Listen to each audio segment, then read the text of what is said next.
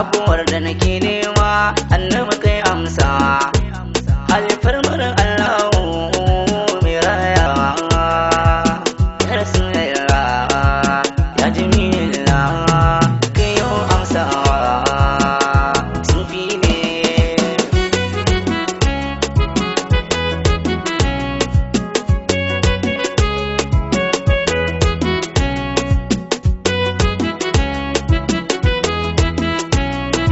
annabi gata ne sandan shi kuma masoyi ne kai mu dai mun gane annabi mun ce labbaika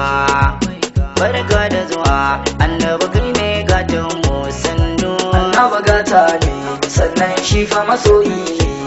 kai mu dai mun gane annabi mun ce labbaika barka da zuwa annabi kai ne